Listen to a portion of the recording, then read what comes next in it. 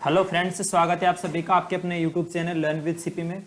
देखो, अपनी Google form के माध्यम से एक टेस्ट सीरीज चल रही थी जिसमें आप टॉपिक वाइज टेस्ट देते हैं और रैंक वगैरह भी जारी करते हैं। कुछ विद्यार्थियों ने मेरे से मांग की थी कि सर आप इसकी वीडियो भी बना दिया करो ताकि कोई क्वेश्चन में प्रॉब्लम रहे तो अच्छे से समझ सकें। तो देखो दोस्तों, यहाँ पर अपन कल जो टेस्ट हुआ था पर्यावरण अध्ययन का पहला टॉपिक था परिवार।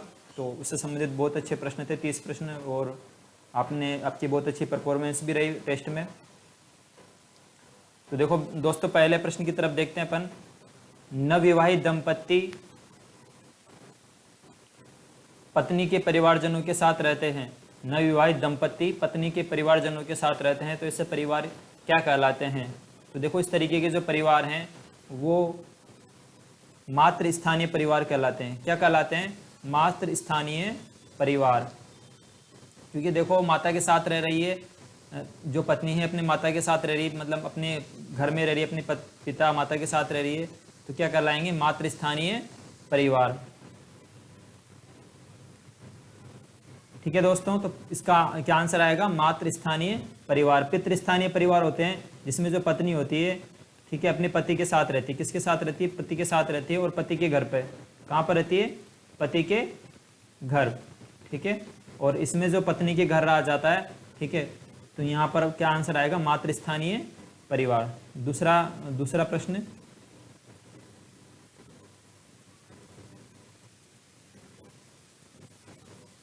निम्नलिखित में से कौन सी एकल परिवार की विशेषता है?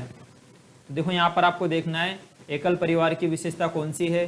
सामूहिक निवास, एकांकीपन की भावना, संपत्ति में सहभागिता, पुष्ट गहनता। तो देखो, यहाँ पर एकल परिवार की विशेषता पूछिए तो सामूहिक निवास एकल परिवार में नहीं होता है, तो ये भी नहीं होगा आंसर। एकांकीपन की भावना, संपत्ति में सहभागिता, तो देखो संपत्ति में सहभागिता भी एकल परिवार में नहीं होती है। और पुष्ट गहनता का मतलब है कि जैसे पुष्ट मतलब यहाँ पीढ़ियों से, पीढ़ियों की गहनता। ठीक है, जैसे दादा भी रह रहे हैं साथ पर, चाचा भी रह रहे हैं, ठीक है, 2-2 3-3 पीढ़ियाँ एक साथ रह रही है, तो पुष्ट गहनता भी नहीं होती है। तो यहाँ पर पुष्ट का मतलब क्या है? पीढ़ियाँ। ठीक है, जो अपनी जनरेशन होती है, पीढ़ियाँ होती है। ठीक है, तो पुष्ट का मतलब क्या होगा यहाँ पर? पीढ़ियाँ। ठीक है, तो इसमें क्या आंसर आएगा? एकांकीपन की भावना। जो एकल परिवार होता है उसमें एकांकीपन की भावना होती है, क्योंकि जो पति पत्नी और उनके बच्चे रहते हैं, दादा दादी वगैरह, चाचा चाची, कोई भी उनके साथ नहीं रहता है, तो जनरली उनमें एकांकीपन या अकेलेपन की भावना रहती है। बच्चों में भी, जैसे माता पिता अगर जॉब वगैरह में है तो और भी ज़्यादा ये एकांकीपन की भावना बच्चों के अंदर पनपती है। तो इसका सही आंसर क्या होगा? एकांकीपन की भावना। अगले प्रश्न की तरफ चलते हैं। निम्नलिखित में से कौन सी एक परिवार की विशेषता नहीं है? ठीक है, आपको परिवार की विशेषता नहीं है वो बताना है कि कौन सी परिवार की विशेषता नहीं है। साझा निवास स्थान, आर्थिक बंधन, विवाह एवं प्रजनन। तो देखो, साझा निवास स्थान सही है, परिवार में साझा निवास स्थान होता है। कहने का मतलब है कि जहाँ पर माता पिता रहते हैं वहीं पर उनके बच्चे वगैरह रहते हैं। ठीक है, तो साझा निवास स्थान होता है, सभी एक ही घर में रहते हैं। आर्थिक बंधन होता है, ठीक है, आर्थिक जिम्मेदारियाँ होती है, जैसे जो मुखिया होता है उस पर, तो आर्थिक बंधन भी होता है। विवाह एवं प्रजनन संबंधी भी होता है। ठीक है, और परिवार का असीमित आकार, देखो ये नहीं होती विशेषता। परिवार का आकार क्या होता है? सीमित होता है। परिवार का आकार क्या होता है? परिवार का आकार है वो क्या होता है? सीमित होता है। क्या होता है? सीमित होता है, असीमित नहीं होता है। तो आपका आंसर क्या होगा? परिवार का असीमित आकार। इसके बाद चौथे प्रश्न की तरफ अपन चलते हैं। भारत के मालाबार, केरल के नायरों में वंश नाम के आधार पर किस प्रकार के परिवार हैं? तो देखो, इनमें जो हैं किस प्रकार के परिवार पाए जाते हैं आपको बताना है। पितृवंशीय परिवार, मातृवंशीय परिवार, उभयवंशीय परिवार, इनमें से कोई नहीं। तो देखो दोस्तों, ये नायर वंश होता है। नायर वंश में 2 चीज़ें आपको ध्यान रखना है। एक तो जो वंश चलता है वो माता के नाम पर चलता है। किसके नाम पर चलता है? माता के नाम पर चलता है। और एक इनमें घर ज्वाइं रहने की परंपरा है। ठीक है, एक तरीके से जो शादी के बाद पति पत्नी के घर आकर के रहता है। तो 2 चीज़ें आपको ध्यान रखना है। तो कौन सा आएगा इसमें? मातृवंशीय परिवार। ठीक है, कहने का मतलब आपको ये नायर देख करके जो इनमें अगर दो चीज़ें पूछी जाती है अक्सर, मातृवंशीय और मातृ स्थानीय। ठीक है, मातृ स्थानीय भी होते हैं ये। ठीक है, ये भी ध्यान रखना आपको कि मातृ स्थानीय कौन से होते हैं, ये नायर होते हैं। मातृ स्थानीय मतलब शादी के बाद जो पति है वो पत्नी के साथ जा करके पत्नी के घर पर रहता है। ठीक है, तो कौन सी जनजाति में प्रचलित है, नायर में है। कहाँ पर पाई जाती है, मालाबार जो केरल में है वहाँ पर पाई जाती है भारत में। बहुत अच्छा प्रश्न है। अगले प्रश्न की तरफ चलते हैं अपन।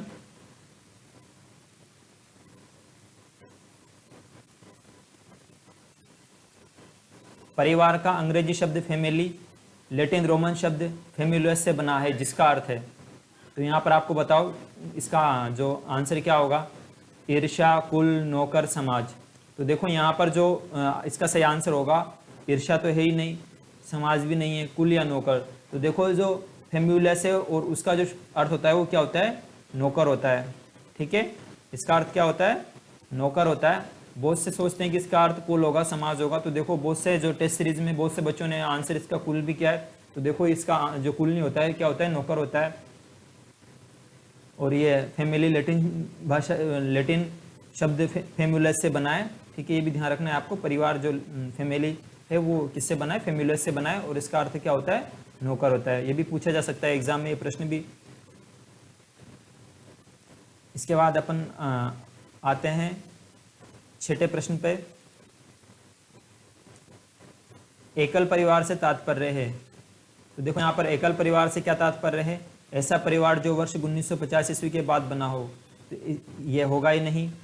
परिवार जिसमें माता पिता एवं उनके बच्चे हो, संपूर्ण परिवार जिसमें बच्चे, उनके माता पिता एवं दादा हो, केवल पति पत्नी हो। तो देखो केवल पति पत्नी से भी वो एकल परिवार नहीं माना जाता है। ठीक है, क्योंकि बच्चे तो साथ रहेंगे, से छोटे छोटे रहेंगे, आप जिम्मेदारी से तो भाग नहीं सकते हो। संपूर्ण परिवार जिसमें माता पिता एवं दादा दादी हो, ये संयुक्त परिवार है। ठीक है, तो ये होगा ही नहीं। परिवार जिसमें माता पिता एवं उनके बच्चे हो। ठीक है, एकल परिवार, परिवार जिसमें माता पिता एवं उनके बच्चे हो। तो सही आंसर क्या होगा इसका, विकल्प बी इसका सही आंसर होगा। इसके बाद अपन अगले प्रश्न पे चलते हैं। किसी भी समाज में परिवार उदाहरण है। देखो परिवार उदाहरण है, किसका उदाहरण है ये, प्राथमिक समूह का, हम समूह का, अर्ध प्राथमिक समूह का, समुदाय का। तो देखो कोई भी समाज बनता है तो समाज सबसे पहले किससे बनता है, परिवारों से बनता है। तो परिवार क्या होगा, प्राथमिक समूह। ठीक है, समाज की रचना कैसे होती है, देखो परिवार, फिर परिवार से कुल, ठीक है, और कुल से फिर समाज। ठीक है, परिवार, परिवार से वंश या कुल, फिर कुल से समाज। बहुत सारे कुल के व्यक्ति वहां पर रहते तो एक समाज बन जाता है। ठीक है, तो परिवार क्या है, यहाँ पर प्राथमिक समूह है। अगले प्रश्न पे चलते हैं अपन।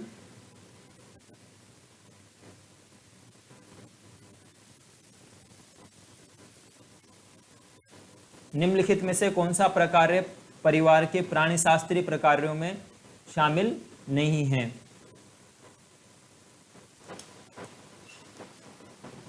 तो देखो बहुत अच्छा प्रश्न है ये। यहाँ पर प्राणीशास्त्रीय प्रकार्य से क्या तात्पर्य है, जैविक प्रकार्य। ठीक है, तो जैविक प्रकार्य का मतलब क्या है कि जैसे जो परिवार होता है, तो देखो परिवार में जैविक प्रकार्य होते हैं, एक आर्थिक प्रकार्य होते हैं। ठीक है, आर्थिक प्रकार्य। ठीक है, तो जैसे धन वगैरह कमाना है, घर का खर्च चलाना है, तो आर्थिक प्रकार्य में आ जाता है। और जो एक पति पत्नी के बीच में जो रिलेशनशिप होती है, जो वो अपनी जनरेशन बढ़ाने के लिए जो एक्टिविटीज करते हैं, वो सारी की सारी जैविक प्रकार्य में आती है। तो देखो यौन इच्छाओं की पूर्ति भी जैविक प्रकार्य में, संतान उत्पत्ति करना भी जैविक प्रकार्य में, और प्रजाति निरंतरता भी जैविक प्रकार्य में है। भोजन का प्रबंधन करना ये आर्थिक प्रकार्य में है।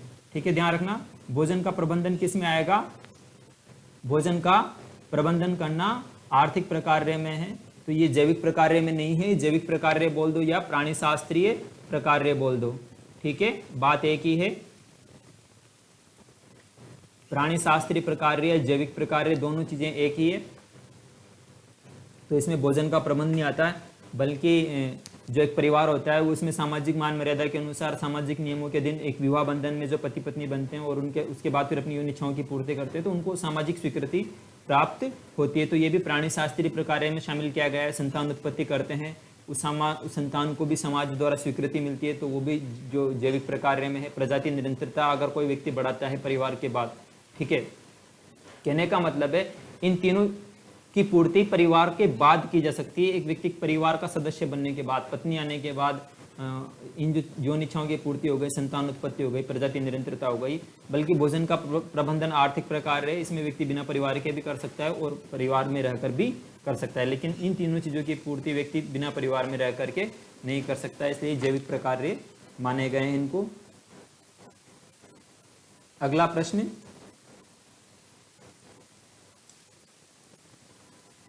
तीन या अधिक पीढ़ियों के सदस्य साथ साथ एक ही घर में निवास करते हैं। सदस्यों की सामूहिक संपत्ति पूजा घर एवं रसोई होती है। ये परिभाषा निम्नलिखित में से किस प्रकार के परिवार को व्यक्त करती है?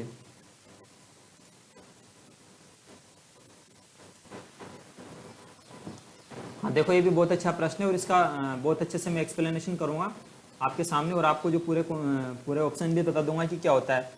देखो, विस्तृत परिवार क्या होता है? विस्तृत परिवार वो होता है जो एक छत के नीचे नहीं रहता है लेकिन परिवार माना जाता है उनको। जैसे अपनी बुआजी हो गई, फूफाजी वगैरह हो गए, अपनी मौसी हो गई, ठीक है, ये सारे अपने परिवार में माने जाते हैं। लेकिन हम एक छत के नीचे निवास नहीं करते हैं, हमारा खाना एक जगह नहीं बनता है, तो ये क्या हो गया? विस्तृत परिवार हो गया। तो यहाँ पर जो स्थिति दे रखी है वो विस्तृत परिवार की नहीं है, ठीक है, क्योंकि यहाँ पर देखो सामूहिक संपत्ति, पूजा घर, रसोई एक ही है, ठीक है। जैसे आप नहीं कह सकते कि फूफाजी का मकान है तो मेरा भी मकान है, ठीक है, क्योंकि आपका हिस्सा नहीं है उसमें। तो एक तरीके से फैमिली होती है, लेकिन वो जो एक तरीके से एकल परिवार का विस्तृत रूप या संयुक्त परिवार का विस्तृत रूप अपन मान सकते हैं कि जो दूर के रिश्तेदार होते हैं, ठीक है, अपने दूर के जो अपने रिश्तेदार वगैरह होते हैं उनको काउंट कर लेने पर, रिश्तेदारों को प्लस करने पर ही बनता है, तो ये होगा नहीं। नाभिक परिवार को एकल परिवार भी कहा जाता है। क्या कहा जाता है?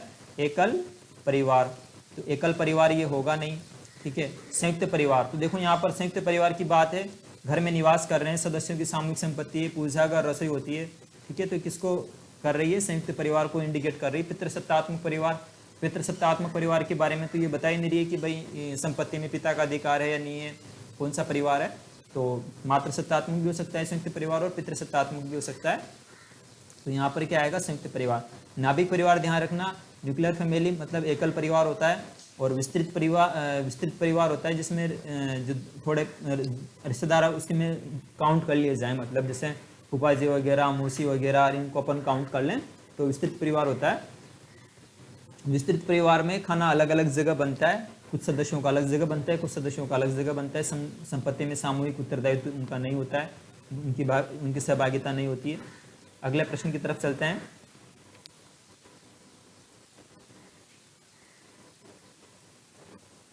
संयुक्त परिवार की विशेषता नहीं है,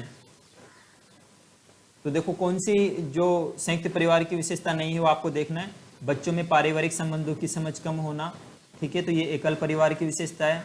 किसकी है ये? एकल परिवार की। किसकी विशेषता है ये? एकल परिवार की। तो ये भी एकल परिवार, ये एकल परिवार की विशेषता है। बच्चों का दादा दादी के स्नेह से वंचित रहना, ये भी एकल परिवार में होता है, ठीक है। वृद्ध एवं बीमार बच्चों की देखभाल नहीं हो पाना, ये भी एकल परिवार में होता है। तो देखो सारी की सारी विशेषताएं एकल परिवार की है, तो संयुक्त परिवार की विशेषता नहीं है।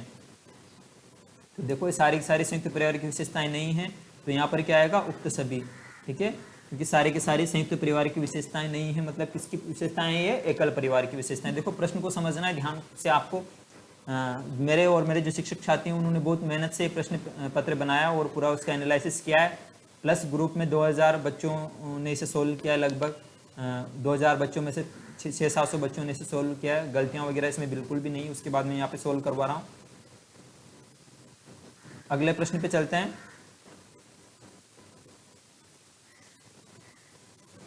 वंश परंपरागत शाखीय संयुक्त परिवार में होते हैं।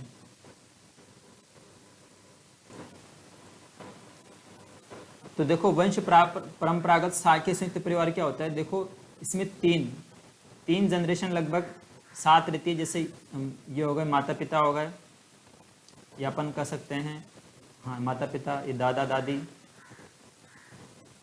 ठीक है, और ये पुत्र और पुत्रवधू, ठीक है, इनके भी पुत्र और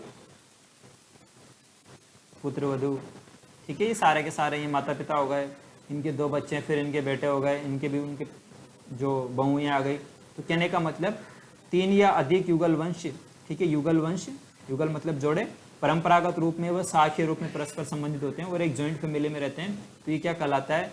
वंश परंपरागत शाखीय संयुक्त परिवार, ठीक है। कहने का मतलब इसमें ट्री टाइप बन जाता है, एक जो शाखीय संयुक्त परिवार होता है जिसमें एक पेड़ की शाखाओं के हिसाब से, जैसे यहाँ से इसके इतने हुए, फिर इसके भी 2 हो गए, इनके 2 हो गए, इनके 2 हो गए, फिर टेनियाँ चलती रहती है। कहने का मतलब एक शाखीय रूप बन जाता है, ठीक है, एक पेड़ का रूप बन जाता है, ठीक है। और जो उसका मेन होता है वो एक वृद्ध व्यक्ति होता है, जिसके अभी जो मेरे दादाजी जिंदा है, तो कहते हैं कि वो 2 थे लेकिन अब 40 सदस्य हो गए घर में, ठीक है। उनके 5 पुत्र थे, फिर उनके भी 2-2, 3-3, 4-4 हुए, और इस तरीके से फिर हम 2 भाई हैं। इस तरीके से तो कहने का मतलब ये क्या हो गया, हमारा परिवार किस प्रकार से माना जा सकता है? अगर हम सभी साथ रहें तो वंश परंपरागत शाखीय परिवार। तो इसका आंसर क्या होगा? बी वाला।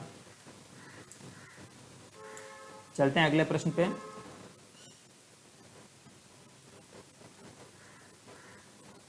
जिस परिवार में हम जन्म लेते हैं और जिस परिवार में हम जन्म देते हैं उन्हें क्रमशः कहा जाता है। हेलो, हाँ, तो देखो जिस परिवार में हम जन्म लेते हैं, देख यहाँ पर आपको एक डायग्राम के माध्यम से समझाता हूँ मैं थोड़ा सा। तो देखो ये तो हो गया प्रभव परिवार और ये हो गया प्रजनन परिवार। इसको अभिविन्यास भी बोलते हैं, अभिविन्यास या प्रभव, ठीक है। अब इसमें यहाँ पर ये व्यक्ति है, मेन है ये, ठीक है। इस वाले ये वाला तो ये है और ये वाला ये है। अब देखो इसमें जन्म ले रहा है वो, तो इसमें उसे क्या मिलेंगे? पिता मिलेंगे, माता मिलेगी, भाई मिलेगा, ठीक है, बहन मिलेगी। ये वाली चीजें उसे इस वाले परिवार में मिलेगी, बहन मिलेगी उसे। प्रजनन परिवार में देखो उसे पत्नी मिलेगी, पति मिलेगा, अगर वुमेन होगी तो, ठीक है, पुत्र पुत्री। तो देखो यहाँ पर ये तो हो गया उसका प्रभव परिवार हो गया और ये हो गया प्रजनन परिवार, ठीक है। ये व्यक्ति हो गया बीच में, ठीक है।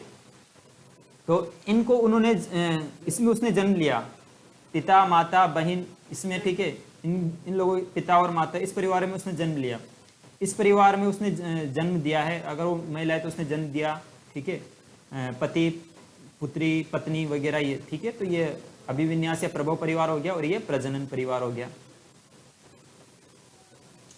ठीक है। समझ सकते हो आप दोनों को आराम से। तो यहाँ पर क्या होगा आपका आंसर? ये वाला आंसर होगा, ठीक है, नहीं सॉरी, ये वाला आंसर होगा आपका प्रभव परिवार एवं प्रजनन परिवार, ठीक है। तो आपका आंसर विकल्प ए होगा, प्रभव परिवार जिसमें वो पैदा हुआ और प्रजनन परिवार जिस परिवार में उसने जन्म दिया। और प्रभव परिवार को क्या बोलते हैं? अभिविन्यास परिवार भी इसको कहा जाता है, ध्यान रखना। अगले प्रश्न पे आते हैं। आई पी देसाई एवं के एम कपाड़िया के योगदान की संबंधिता है। तो देखो इनकी जो संबंधता है परिवार व्यवस्था से है, बहुत सीधा प्रश्न है ये। इसमें क्या आ जाएगा? परिवार व्यवस्था।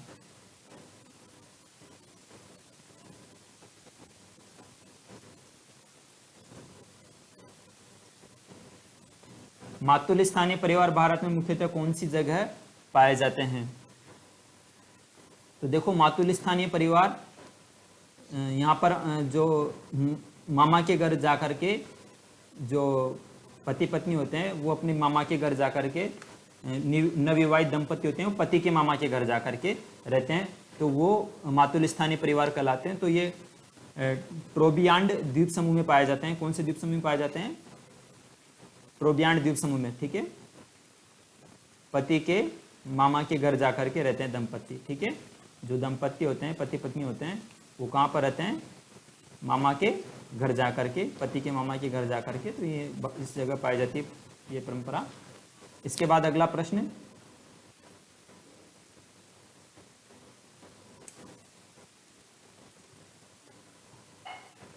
निम्नलिखित में से कौन सा प्रकार परिवार के आर्थिक प्रकारों में शामिल नहीं है? ठीक है, आर्थिक प्रकारों में शामिल नहीं है। तो सीधी सी बात है, आय एवं संपत्ति का प्रबंध ये भी है, तो ये भी नहीं आएगा। श्रेणी विभाजन भी है। उत्तराधिकारी का निर्धारण, देखो उत्तराधिकारी का निर्धारण भी आर्थिक प्रकारों में शामिल है, क्योंकि मेरी संपत्ति में किसका उत्तराधिकार होगा, कौन राजा बनेगा, इस तरीके की, या जो कौन सी प्रॉपर्टी किसे मिलेगी। विवाह एवं विवाह संबंध नहीं है, तो इसका आंसर ये होगा सही।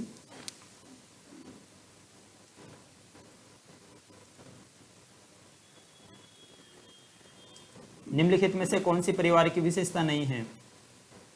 तो देखो परिवार की विशेषता इसमें से कौन सी नहीं है? साझा निवास स्थान, सदस्यों में भावनात्मक आधार, दीर्घकालीन समूह, सामूहिक उत्तरदायित्व का अभाव। तो देखो सामूहिक उत्तरदायित्व का अभाव होता है परिवार के सदस्यों में, तो ये वाली नहीं, तो ये आंसर इसका सही होगा।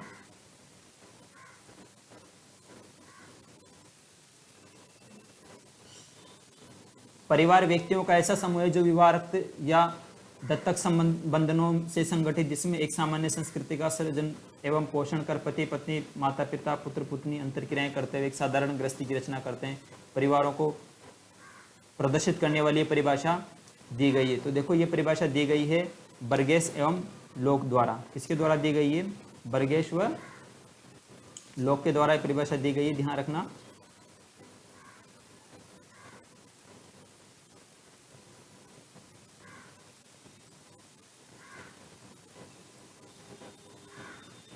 निम्नलिखित विशेषताओं पर विचार कीजिए। 4 विशेषताएं यहाँ पर दे रखी है। पति एक नियमित आगंतुक नहीं होता है, पत्नी अपने पतियों के घर आकर रहती है। साधारणतः बच्चों का माता पिता के परिवार की संपत्ति पर अधिकार नहीं होता है। पिता परिवार का सर्वोच्च मुखिया होता है। निम्नलिखित में से कौन सी पितृसत्तात्मक परिवार की विशेषताएं हैं? तो देखो पहली, पति एक नियमित आगंतुक नहीं होता है, तो देखो ये भी पितृसत्तात्मक परिवार की है।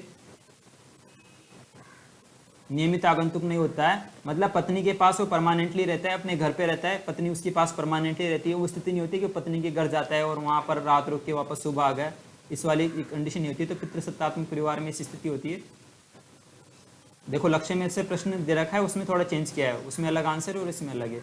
पत्नियां अपने पतियों के घर आकर रहती है, ये भी पितृसत्तात्मक में होता है। साधारणतः बच्चों का माता पिता के परिवार की संपत्ति, साधारणतः बच्चों का माता के परिवार की संपत्ति पर अधिकार नहीं होता। देखो आपकी माँ है, उसकी संपत्ति पर आपका अधिकार नहीं है, उसके माता की परिवार की संपत्ति, मतलब आपके मामाओं वगैरह आपके नाना की संपत्ति पर आपका अधिकार नहीं होता है। तो ये पितृवंशीय परिवारों में नहीं होता है, मातृवंशीय परिवारों में होता है, ठीक है। माता के नाम पर ही वंश चलता है। परिवार पिता का सर्वोच्च मुखिया होता है, ये भी सही है। तो देखो सारों में ही पितृवंशीय परिवार के गुण हैं। माता की संपत्ति में अधिकार नहीं है, मतलब नाना की संपत्ति में अधिकार नहीं है, ये भी पितृवंशीय परिवारों में होता है। पति नियमित आगंतुक नहीं होता है, ये भी पितृवंशीय परिवार में होता है। तो यहाँ पर 1 2 3 4 सारे विकल्प सही हैं।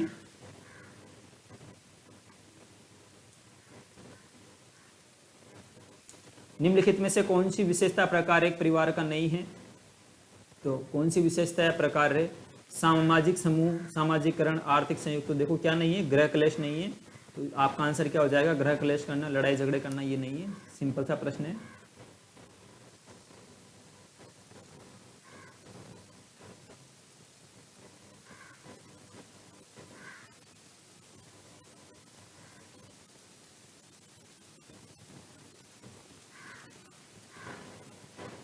भारत में परिवार का अर्थ संयुक्त परिवार है, ये किसने कहा? तो देखो ये डॉक्टर के.एम. कपाड़िया ने कहा। ध्यान रहे सिखवाल में ये प्रश्न गलत दे रखा है, सिखवाल में डॉक्टर कर्वे आंसर मान रखा है जो गलत है, ठीक है। क्या आएगा इसका आंसर? सिखवाल में रॉन्ग दे रखा है, के.एम. कपाड़िया है, डॉक्टर कर्वे नहीं है।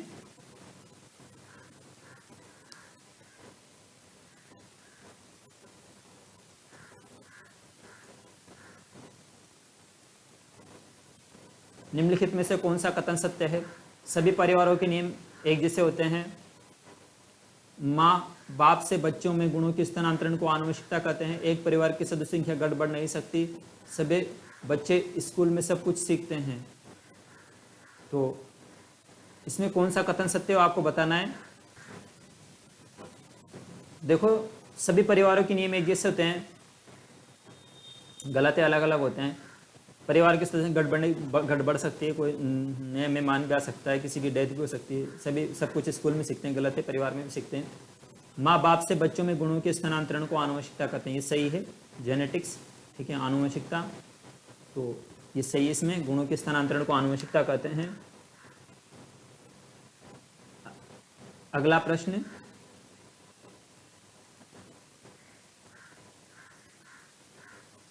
निम्नलिखित में से कौन सा कथन मात्र सत्तात्मक परिवार के संदर्भ में सही नहीं है। ऐसे परिवार मातृवंशी परंपरा पर आधारित होते हैं, बिल्कुल सही है। माता के नाम पर बच्चे का, जो माता के वंश पर ही बच्चे का वंश चलता है। इन परिवारों में सत्ता की व्यवहारिक औपचारिक मुखिया, ठीक है, यहाँ पर सत्ता है, ये सत्ता की व्यवहारिक औपचारिक मुखिया माँ या घर की सबसे वृद्ध महिला होती है, तो ये भी सही है, ये भी सही है। परिवार का यह रूप सभी आधुनिक समाजों में विद्यमान है, ये गलत है। देखो आधुनिक समाजों में कौन सा है, पितृसत्तात्मक है, तो आपका आंसर ये सही होगा, ठीक है, पितृसत्तात्मक, ठीक है। आधुनिक समाजों में किस प्रकार का रूप चल रहा है, पितृसत्तात्मक, मात्र सत्तात्मक नहीं है, तो ये वाला कथन गलत है। इस परंपरा में पुत्री को अपने पुत्र पिता की संपत्ति में अधिकार मिलता है, ठीक है, इस परंपरा में पुत्री को अपने पुत्र पिता की संतान संपत्ति में अधिकार मिलता है, तो भी मात्र सत्तात्मक होता है, पुत्री को अपने जो पिता की संपत्ति में अधिकार मिलता है। तो यहाँ पर क्या कौन सा आंसर सही रहेगा, सी वाला आंसर है वो सही रहेगा।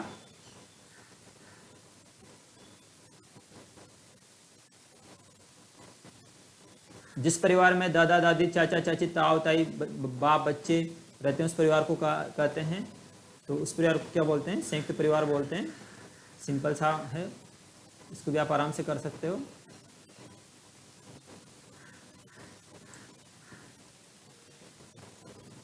इसके बाद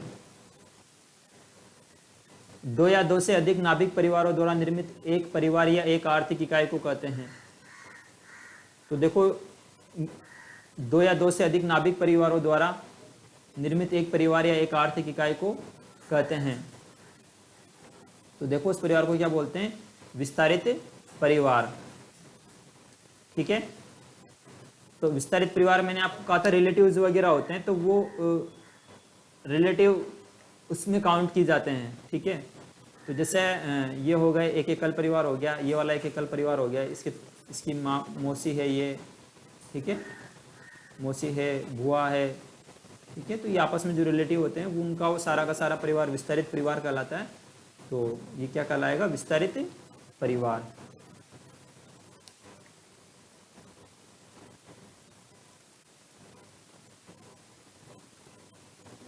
संयुक्त परिवार में परिवार के सदस्यों पर किसका नियंत्रण रहता है, पिता का, माता का, सबसे बड़े बेटे का, परिवार के मुखिया का। तो देखो किसका नियंत्रण रहता है, परिवार के मुखिया का नियंत्रण रहता है, ठीक है, जो सब घर का लगभग सबसे वृद्ध व्यक्ति होता है ज्यादातर केस में।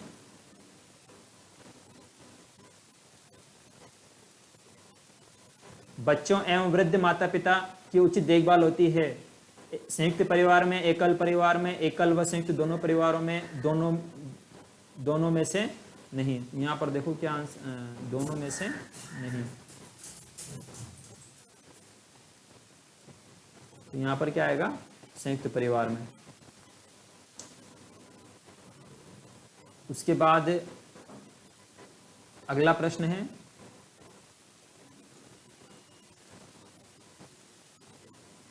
एकल परिवार की अपेक्षा संयुक्त परिवारों में कार्यभार कम होने का कारण है। तो देखो एकल परिवार की अपेक्षा संयुक्त परिवार में जो कार्यभार कम होता है, तो उसका प्रमुख कारण क्या है, कार्यभार का विभाजन हो जाना, यही है। कार्य को कुशलतापूर्वक करना, ऐसा नहीं है। कार्य का विस्तृत स्वरूप कर्तव्यों की उपेक्षा नहीं, ये नहीं है। कार्यों का विभाजन हो जाता है, इस वजह से कार्यभार कम हो जाता है। कुछ कार्य वो कर लेते हैं, कुछ वो कर लेते हैं, ठीक है। तो कार्यभार का विभाजन होना इसमें सही होगा।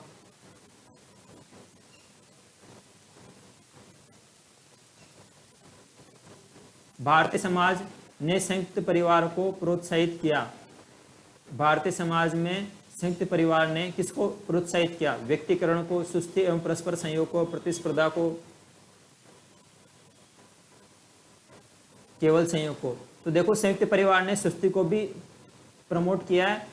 अरे यार लो आप चल जाओ, चाचा जी आप चल जाओ, लो दादाजी आप ये कार्य कर लो। तो क्या होती है? सुस्ती और परस्पर संयोग। लो चलो ठीक है, सभी मिलकर ये कार्य करते हैं।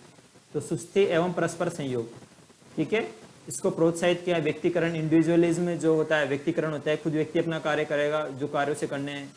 तो ये तो एकल परिवार में होता है। इस प्रतिस्पर्धा होगी नहीं वहाँ पर, ठीक है, क्योंकि सभी सामूहिक रूप से कार्य कर रहे हैं। केवल संयोग भी नहीं है।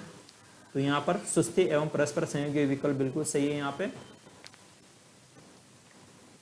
अगला प्रश्न है,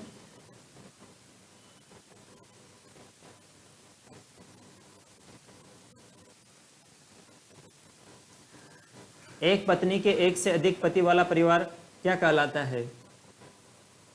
तो देखो